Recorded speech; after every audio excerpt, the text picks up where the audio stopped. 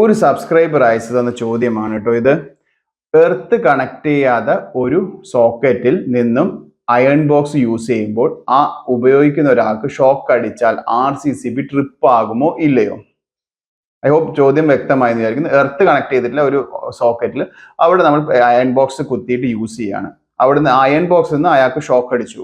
അതായത് ഷോക്ക് അടിക്കുമ്പോൾ നമുക്ക് നമ്മുടെ RCCB ട്രിപ്പ് ആയിക്കൊണ്ട് നമ്മൾ രക്ഷപ്പെടുമോ ഇല്ലയോ എന്നാണ് ചോദ്യം. ഓക്കെ, ഇതിനു മുന്നേ പലവട്ടം നമ്മൾ ഈ RCCBനെ പറ്റി ഡിസ്കസ് ചെയ്തിട്ടുണ്ട്. അതുകൊണ്ട് ചോദ്യത്തിന്റെ ഉത്തരത്തിലേക്ക് പോകുന്നതിനെക്കാട്ടും മുന്നേ നിങ്ങൾക്ക് വീടോ ബിൽഡിങ്ങോ ഒക്കെ കൺസ്ട്രക്ട് ചെയ്യുന്ന ഒരാളാണെങ്കിൽ നിങ്ങൾക്ക് ഇലക്ട്രിക്കൽ ഡിസൈൻസും പ്ലംബിംഗ് ഡിസൈൻസും ആവശ്യമുണ്ടെങ്കിൽ നമ്മുടെ ഈ താഴെ കൊടുത്തിരിക്കുന്ന നമ്പറിൽ കോൺടാക്ട് ചെയ്യാവുന്നതാണ്. വൃത്തിയായിട്ട് ഇലക്ട്രിക്കൽ ഡിസൈൻസും ഡ്രോയിങ്സും വരച്ചുകൊണ്ട് നമ്മളൊരു വീട് ബിൽഡിങ്ങോ കൺസ്ട്രക്ട് ചെയ്താൽ ഒരുപാട് ഗുണങ്ങളുണ്ട്. കോസ്റ്റ് സേവിങ്, പ്രൊട്ടക്ഷൻ, സേഫ്റ്റി, അതേപോലെ തന്നെ നിങ്ങളുടെ റിക്വയർമെന്റ്സ് ഫുൾഫിൽ ചെയ്യാം. Hi, myself Amrit Shishir. Welcome to our channel Shishiram Engineering Service.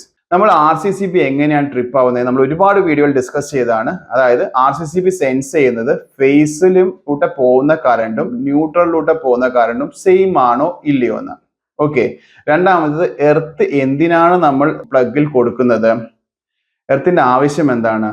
RCCB trip ആവാനാണോ? അല്ല, എർത്തിന്റെ ആവശ്യം എന്ന് വെച്ച് കഴിഞ്ഞാൽ നമ്മളൊരു അയൺ ബോക്സ് തന്നെ ഫോർ എക്സാമ്പിൾ വെച്ചിട്ട് പറയാം. അയൺ ബോക്സ് നമുക്ക് എങ്ങനെ ഷോക്ക് അടിക്കാം?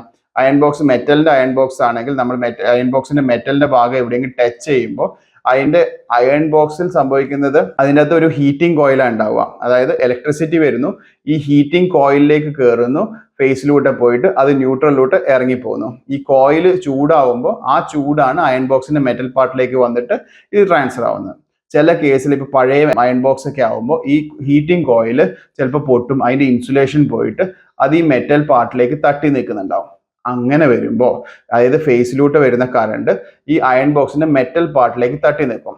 ഇപ്പൊ നമുക്ക് അതിന്റെ പ്ലാസ്റ്റിക്കിൽ പിടിച്ചിട്ടാണ് വർക്ക് ചെയ്യുന്നതെങ്കിൽ നമുക്ക് ഷോക്ക് അടിക്കില്ല സ്വാഭാവികമായിട്ടും. ഇൻ കേസ് അയണിങ് ബോക്സിൽ എർത്ത് കണക്ട് ചെയ്തിട്ടുണ്ടെങ്കിൽ ഈ മെറ്റൽ പാർട്ടും എർത്തും കൂടി കണക്റ്റഡ് ആയിരിക്കും. അങ്ങനെ വരുമ്പോൾ ഫേസിൽ നിന്ന് വരുന്ന കറണ്ട് ബോഡിയിലേക്ക് വന്ന് അത് എർത്ത് കേബിൾ വഴി ഭൂമിയിലേക്ക് പോകും. അപ്പൊ എന്താ സംഭവിക്കുക? ഫേസിലൂടെ പോകുന്ന കറണ്ട് ന്യൂട്രലിലൂടെ തിരിച്ചു പോകുന്നില്ല. അപ്പോൾ ഒരു അൺബാലൻസ് വരും, RCCB ട്രിപ്പ് ആവും. ഓക്കെ, അതായത് എർത്ത് കണക്ട് ചെയ്തിട്ടില്ലെങ്കിൽ എന്താ സംഭവിക്കുക? ഫേസിലൂടെ വരുന്ന കറണ്ട് ആ മെറ്റൽ പാർട്ടിൽ വന്ന് നിൽക്കും, അത് എർത്തിലൂടെ തിരിച്ചു പോവില്ല. അപ്പോൾ ഇത് ട്രിപ്പ് ആവില്ല. തട്ടി നിൽക്കുകയാണെങ്കിൽ ന്യൂട്രലും കണക്റ്റഡ് ഉണ്ടെങ്കിൽ ഇത് വർക്ക് ചെയ്തുകൊണ്ടിരിക്കും. നമുക്ക് വർക്ക് ചെയ്യുമ്പോൾ മെറ്റൽ പാർട്ടിൽ തട്ടിയാൽ മാത്രമേ നമുക്ക് ഷോക്ക് അടിക്കൂ.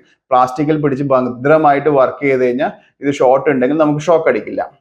ഓക്കെ, ഇനിയിപ്പോ ചോദ്യത്തിൽ പറഞ്ഞതെന്ന് വെച്ചാൽ എർത്ത് കണക്ട് ചെയ്തിട്ടില്ല, നമ്മൾ യൂസ് ചെയ്യുമ്പോൾ നമുക്ക് ഷോക്ക് അടിച്ചാൽ ട്രിപ്പ് ആവുന്നു. ഷോക്ക് അടിക്കുമ്പോൾ എന്താ സംഭവിക്കുന്നത് വെച്ച് കഴിഞ്ഞാൽ മെറ്റൽ പാർട്ടിലോട്ട് ഫേസ് കയറി വന്ന് ആ മെറ്റൽ പാർട്ട് നമ്മൾ ടച്ച് ചെയ്യുമ്പോൾ ഫേസ് നമ്മുടെ ശരീരത്തിലൂടെ ഭൂമിയിലേക്ക് പോകുമ്പോഴാണ് നമുക്ക് ഷോക്ക് അടിക്കുന്നത്.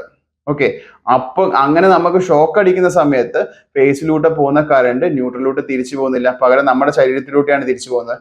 അപ്പോൾ നമുക്ക് ഷോക്ക് അടിക്കുമ്പോൾ തീർച്ചയായും RCCB വർക്കിംഗ് ആണെങ്കിൽ ട്രിപ്പ് ആവേണ്ടതാണ്. ശിശിരം എഞ്ചിനീയറിംഗ് സർവീസ് നിങ്ങളുടെ പുതിയ വീടിന്റെയോ കൊമേഴ്ഷ്യൽ ബിൽഡിങ്ങിന്റെയോ അഥവാ ഫാക്ടറിയുടെയോ ഇലക്ട്രിക്കൽ ഡിസൈൻസും ലേഔട്ട് ഡ്രോയിങ്സും ചെയ്തു കൊടുക്കുന്നതാണ്. സിവിൽ ഡ്രോയിങ് നമുക്ക് അയച്ചു തന്നു കഴിഞ്ഞാൽ നിങ്ങളുടെ ആവശ്യങ്ങൾ നമ്മളായിട്ട് ഡിസ്കസ് ചെയ്ത് കഴിഞ്ഞാൽ നിങ്ങൾക്ക് ഇലക്ട്രിക്കൽ ഡ്രോയിങ്സ്, പ്രത്യേകിച്ചും അതിന്റെ ലേഔട്ട് ഡ്രോയിങ്സ്, ലൈറ്റും ഫാനും അങ്ങനെയുള്ള സോക്കറ്റ്സും ഏത് പൊസിഷനിൽ വേണം എന്നുള്ള കാര്യം, അതേപോലെ തന്നെ അതിന്റെ കോൺഡ്യൂട്ട് പൈപ്പിന്റെ ലേഔട്ടും സർക്യൂട്ട് വയർസിന്റെ ലേഔട്ടും DB ഡിസൈൻസും അതേപോലെ തന്നെ DBയിലെ സ്വിച്ച് ഗിയർ ഐറ്റംസും പ്രൊട്ടക്ഷൻ ഡിവൈസസുകളുടെയും സ്പെസിഫിക്കേഷനും സൈസും കൃത്യമായി മെൻഷൻ ചെയ്തിരിക്കുക. അതായത് MCBയുടെ സൈസിങ്ങും യൂസ് ചെയ്യേണ്ട കേബിളിന്റെ സൈസിങ്ങും അതുപോലെ തന്നെ RCCB, SPD, ലൈറ്റ്നിങ് പ്രൊട്ടക്ഷൻ ആവശ്യമുള്ള എല്ലാ പ്രൊട്ടക്ഷനും കാര്യങ്ങളും എങ്ങനെയാണ് എവിടെയൊക്കെയാണ് കൊടുക്കേണ്ടത് എന്നൊക്കെ ഡീറ്റെയിൽ ആയിട്ട് ഡിസൈൻ ചെയ്ത് തരുന്നതായിരിക്കും. അതുകൂടാതെ തന്നെ CCTV ലേഔട്ട്സും ഫ്യൂച്ചറിൽ സോളാർ വാട്ടർ ഹീറ്റേഴ്സും സോളാർ പവർ പ്ലാന്റും ഇൻസ്റ്റാൾ ചെയ്യേണ്ട ഫീസിബിലിറ്റി ഡ്രോയിങ്സും ഇതുകൂടാതെ തന്നെ പ്ലംബിങ്ങും മറ്റ് എസ്റ്റിമേഷൻ ഡിസൈൻസും ഒക്കെ അവൈലബിൾ ആണ്. താല്പര്യമുള്ളവർക്ക് താഴെയുള്ള നമ്പറിൽ കോൺടാക്ട് ചെയ്യാവുന്നതാണ്.